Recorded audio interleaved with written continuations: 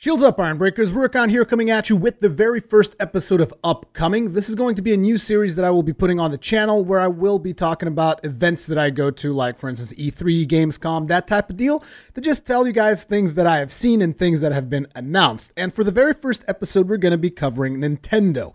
So a lot of you guys probably watched the Nintendo presentation, which took place one day. Actually, it took place on the exact day that E3 start, if I remember correctly. And you guys probably watched that, at least I'm assuming that you did, but even if you didn't, don't worry about it. I'm going to tell you guys about all the things that I have here, because Nintendo sent me an email that just has all the details of everything that was announced during that presentation, because I would for sure not know it by head, because there's just so much stuff happening at E3. And I actually got to play a couple of these games. I was at the Nintendo booth, and I got to spend like an hour and a half over there, which I only had scheduled an hour. But I was there with David Brown and Captain Shack, and we were having so much fun that nobody really asked us to leave when that hour ended. And suddenly just someone came to me and told me, hey, just wanted to let you know that you got 30 minutes left and then E3 is going to close. And I was like, oh, that's the only thing they really told us. And I was like, damn, I guess we got really, I guess we just got really immersed into the game that we were playing, and we just completely lost track of time.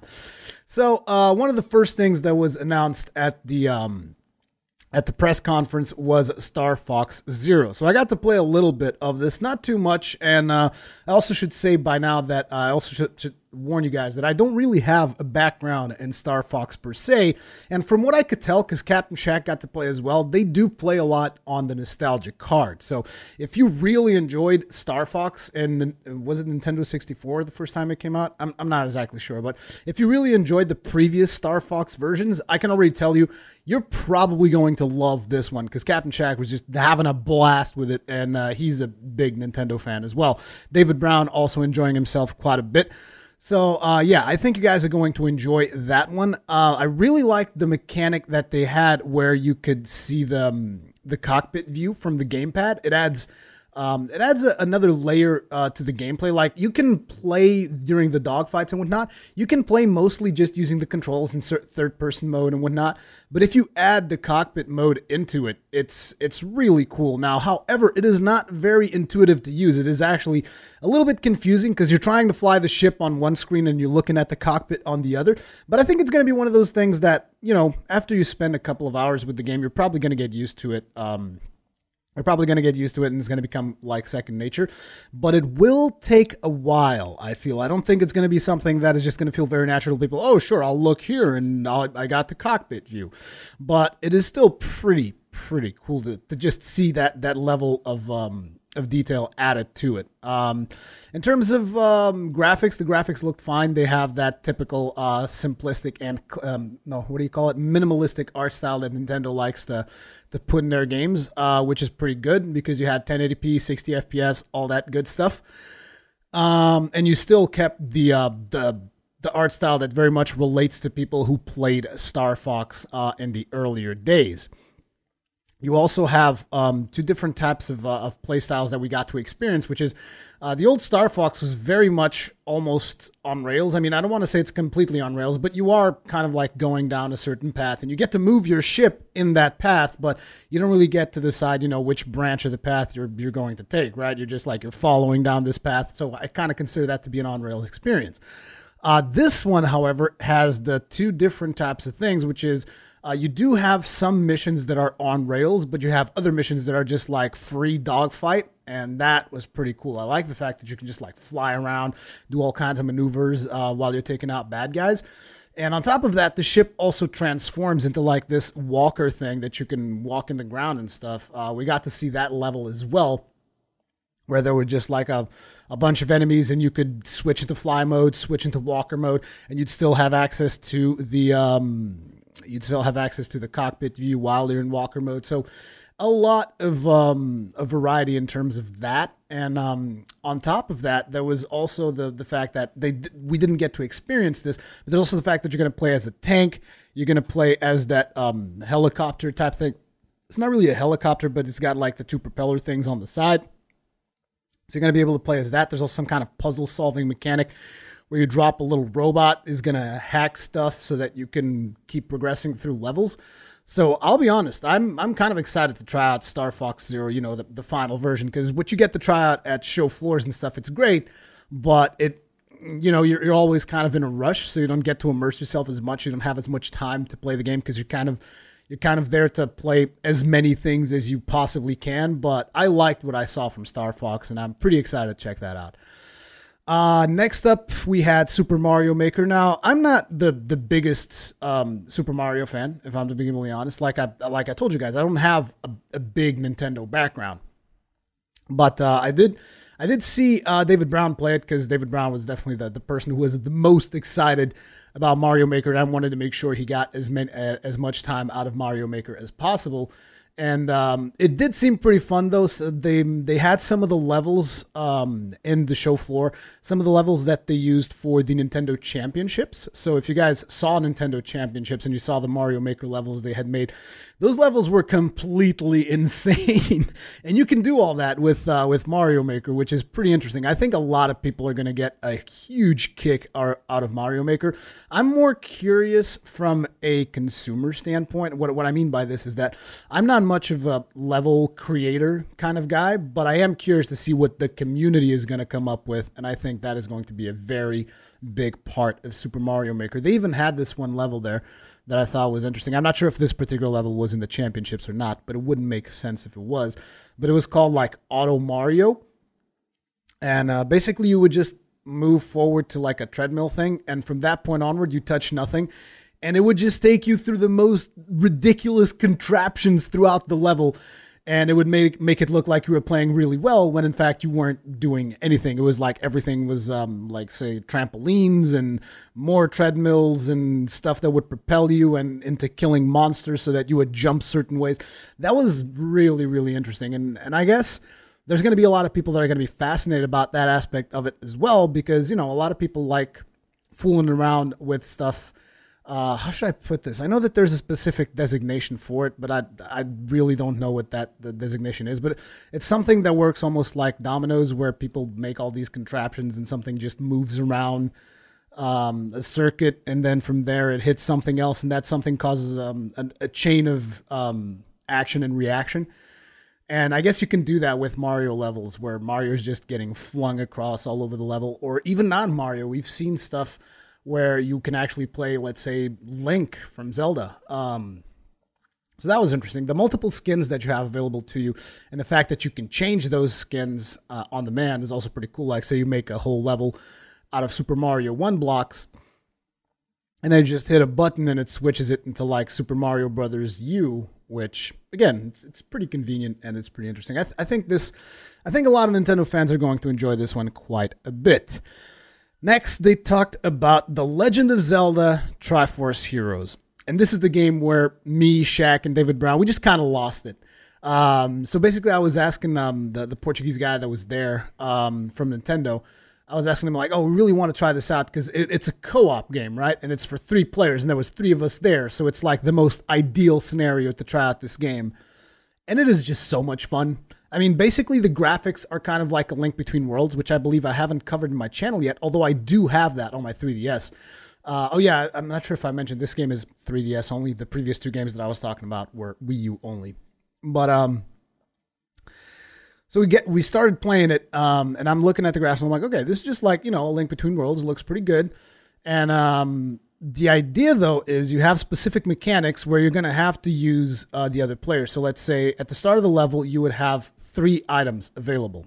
So it could be 2 bombs and something that throws out air so that you can push people across chasms and stuff. Or you could have a bow, a bomb. You know, there's just a bunch of stuff that you can pick up at the start of a level. And as you pick these items up, you're going to have to solve puzzles in different ways. So, for instance, the bomb guys at some point are going to have to throw bombs to blow up certain passageways. And other times, the bomb guy, which we had one of these levels I thought was really cool. The bomb guy would be, let's say there's 3 passageways in the level, right? So I'd be on one side. Another player would be in the middle, and on the exact opposite side would be the bomb guy, and we would have to pass the bomb from the left side to the middle, and then from the middle to the other side. So he would have to throw the bomb would be ticking, the other player would have to pick it up and throw it back to the other player on the other side. It's just really well done. And then there's obviously the totem mechanic, which I'm pretty sure you guys saw in the video, and that is going to be necessary on multiple fights. You will also have to pick up your friends at some points and throw them to a location in order to solve a puzzle. But the interesting part is you're probably thinking right now, why don't I just pick someone up and throw them into a chasm and they'll die? Well, the reason why you don't want to do that is because in Triforce Heroes, you actually have a shared health pool. So if you do that, you're essentially screwing yourself over, because every time you throw someone off a cliff, you lose one heart. Now, as satisfying as that is, you are essentially screwing yourself over. And I know that some people are going to do it anyway, and that is very interesting. Now, the ideal way to play this game, though, I have to say, is going to be ad hoc, and everybody just like in the same place. So I think this game is going to be friggin' huge in Japan, because Japan basically has that culture where everybody takes their 3DSs everywhere. That does not happen as much, for instance, in Portugal. That's for damn sure. Like, I know that while I was at E3, while we're on the topic of Nintendo, I had like over 100 Street Pass hits. And this is because I couldn't pull out my 3DS all the time, and it only stores 10 Street Pass hits at a time, which it was so frustrating to me, because a lot of the times I'd be like, man, I need to stop and like do the Street Pass thing, but then I was like, no, because I have to keep going to my next appointment. I remember one morning I was at E3 and I just had my 3DS open, and I was just standing still at one place. There weren't even that many people there, and I just kept getting Street Pass hits, Street Pass hits, Street Pass hits, Street Pass hits. It was so much fun. As a matter of fact, I have to say, if you're in LA and you like this whole Street Pass nonsense, even if you don't get into E3, you can just go like to the entrance of E3, just sit there with your 3DS, and you can just, I can assure you, you're going to be able to fool around with Street Pass all day long. Easy, okay? Because everybody takes their 3DSs there, so that's pretty cool. But yeah, I got a little bit sidetracked. I was talking about Triforce Heroes, and what I was saying is that, you know, the ideal scenario to play is if you're in ad hoc mode and everybody's next to you, because you can verbally chat with one another.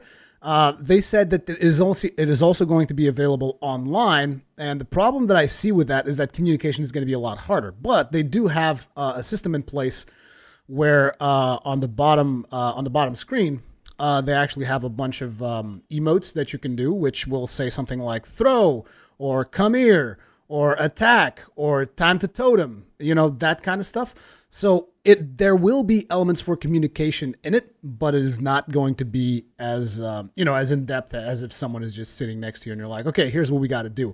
And let me tell you, some of these levels will get challenging. Like the three of us were sitting next to each other and we were still like, what are we supposed to do in this level? What the hell is going on? And that, for instance, that was the point where we were like, oh, we need to like throw the bomb to you, and then you throw the bomb to me, and then we blow this part and you go forward, and then you activate that switch, which will turn on this platform that's moving and stuff. And it was insane, but I thought it was really, really fun. Like, I really enjoyed Triforce. It was definitely one of the best things I saw at E3 this year. Then during the press conference, they announced Hyrule Warriors Legends, which I've played a little bit of Hyrule Warriors for the Wii U. Unfortunately, I haven't been able to get back to it. I really like what I play of it, because I do like the Warriors type of games that Omega Force does, and I think those are pretty fun. So I think that bringing it to the 3DS is a really good plan. As a matter of fact, a lot of the stuff in their press conference was like, oh, here's a new game for the 3DS, and another one, and another one, and another one. Like, Nintendo just really still backing the 3DS, despite the fact that there are the rumors of that Nintendo NX is going to be like a conjoined system, which might make the 3DS, kind of like the old DS, a little bit obsolete in the future. These are rumors. Again, I don't know if this is going to be the case or not, and I don't want to talk too much about Nintendo NX. But despite that, Nintendo's still really backing that 3DS platform, which again makes me wonder, Sony, why aren't you backing the Vita? What is wrong with you? Like, I need to address this when I make the Sony video. I don't want to mix things too much. But like, I remember when I was at the press conference for Sony, And there was like 5 seconds of a reel dedicated to the Vita. And I was just like, why? Why? You know? And Nintendo just like, here's a new game and another one. You get a new game and you get a new game and he gets a new game. It's just like new games coming out all over the damn place. So, yeah. But anyway, definitely Hyrule Warriors Legends if you liked Hyrule Warriors on the Wii U. I mean, I don't feel like you need to get Hyrule Warriors Legends if you already had the experience on the Wii U, but I believe that there's probably a lot of people that have a 3DS and don't have a Wii U, and I would advise you to get it because Hyrule Warriors is, at least in my opinion, a lot of fun. If you like the Omega Force style of games with just like killing hundreds upon hundreds of enemies, and the soundtrack, again, the soundtrack of Hyrule Warriors was beast. Then they showed a little bit of a trailer for Gene EBU Naraku #FE. So I know that a lot of people probably don't recognize the name. Some of the people might even be wondering, what the hell is that? What is Gene EBU Naraku #FE? And they say the name is not final. Obviously, this name is in Japanese. But for those of you who aren't aware, I believe that this is the title that is the crossover between Shin Megami Tensei and Fire Emblem. So naturally, my curiosity is like peaked for this title because I played the crap out of Persona. I'm a huge Persona fan, right? I mean, I played the crap out of Persona 4. That's really the only one that I've played, which I feel kind of bad saying that, but let's face it, Persona titles take quite a bit to go through. I've also played quite a bit of Persona Q for the 3DS, and I really enjoyed that one as well. It's just the Persona universe and the soundtrack that they create and the stories that they tell. I feel those are really solid. So I never really played the Shin Megami or the Devil, what do they call it? Devil Summoner, those kinds of titles. But I feel like the mechanics are going to be somewhat similar. And mixing it with stuff from Fire Emblem, which I recently was exposed to through my 3DS, and I really enjoyed what I played of Fire Emblem. I really can't wait to see what they come up with for this title. There's not a lot of details. It wasn't playable at the show floor, so I can't really tell you too much about it. But I can tell you that I love the Persona universe, so I kind of feel like I'm gonna like the Shin Megami Tensei gameplay mechanics, and I like the Fire Emblem stuff as well. So I'm curious to see what they make out of it. And then, speaking of Fire Emblem, they then showed Fire Emblem Fates. Again, Fire Emblem, we didn't really get to play it. It wasn't available. I don't think it was available. I know that there was a couple of more games that we didn't play while we were there, but I don't think Fire Emblem was one of them. Fire Emblem is awesome. Fire Emblem is a great strategy. If you like Fire Emblem, you probably already know. If you don't, you should check out the video that I did on Fire Emblem on my channel. Just go to my channel, look Fire Emblem. Should be fairly easy to find. Should give you an idea of what the Fire Emblem series is all about. Next, one of the games that I'm like, that's probably going to be one of my top games this year, like easy. Xenoblade Chronicles X. They showed some of that, and you guys know that I'm super excited about it. As a matter of fact, on the trip there, I played a whole bunch of the classic Xenoblade Chronicles on my 3DS. Played a whole bunch of that. Just like, the more I play of that game, the more I like it, the more I enjoy it, the more immersed I get into that universe. So again, Xenoblade Chronicles to me is a no-brainer. And when I got there and I saw that, what do you mean you don't have Xenoblade Chronicles here for me to play? Why? It wasn't playable at the show floor, and I was just like, no, I need it now. Xenoblade Chronicles, really, really cool. Then they showed Mario and Luigi Paper Jam Brothers. This is for the 3DS. I never played Super Mario Paper, so I can't really say how much I like it or not, but I'm pretty sure that a lot of people will already be aware if they're going to enjoy this title or not. But it's really not my cup of tea, to be completely honest. But hey, if you like, I guess if you like Super Mario, I think it's going to be like Super Mario Paper or Super Paper Mario. What do they call it? I don't even know, but I think it's going to be something along those lines, except it's going to have Luigi. And if I remember correctly, did it have multiplayer? I don't remember. Sorry, this one is one of those that I just didn't keep in my mind. Then they showed Metroid Prime Federation Force. Again, like I said, boom, another new 3DS title. I mean, the paper thing, and then Metroid Prime Federation Force. Now, this one I thought was very interesting because you guys know me, I'm all about the co-op. So that's one of the reasons why I liked Triforce Heroes as much as I did. And when I saw Federation Force, I was like, this is going to be awesome because I played Metroid Prime. I never really played the third one because I got to be honest, I remember I bought the Metroid Prime trilogy for the Wii. It was one of the games that I really wanted to get, and it was actually very hard for me to find it back in the day, because most stores just didn't have it available by the time I wanted to play it. But I found it, I bought it, and I was like, you know what? I'm going to play it from the first to last. And I just went into this friggin' Metroid-only mode. I played 1, I played 2, then I started playing 3, and I was like, man, I'm sick of Metroid Prime. And it's not that the game is bad. The game is friggin' awesome. I remember enjoying the crap out of those games.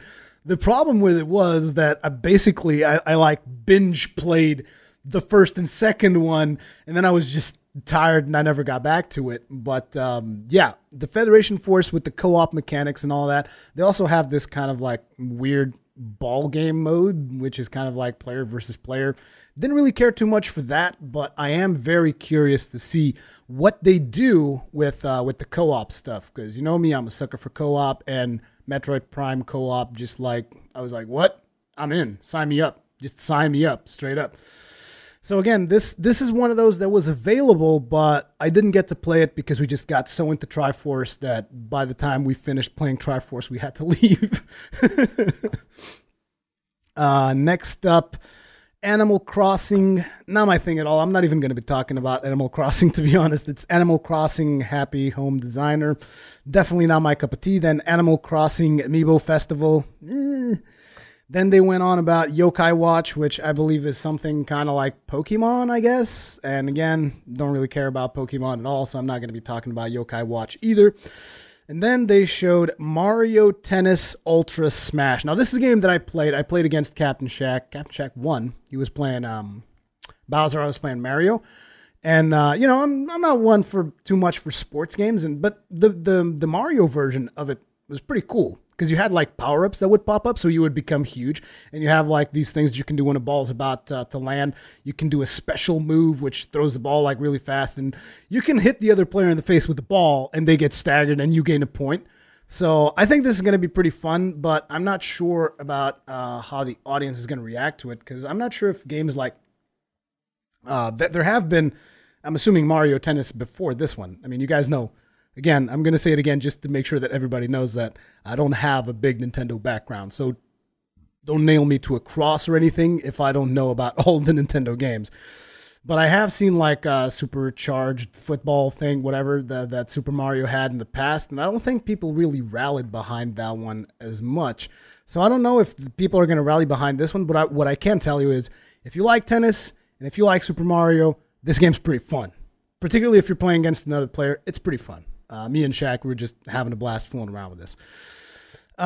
Project Zero Maiden of Black Water. I remember this was some kind of a terror title. Again, didn't really get to play it, and I'm not much one for terror titles. I just don't care that much about them, so I don't know.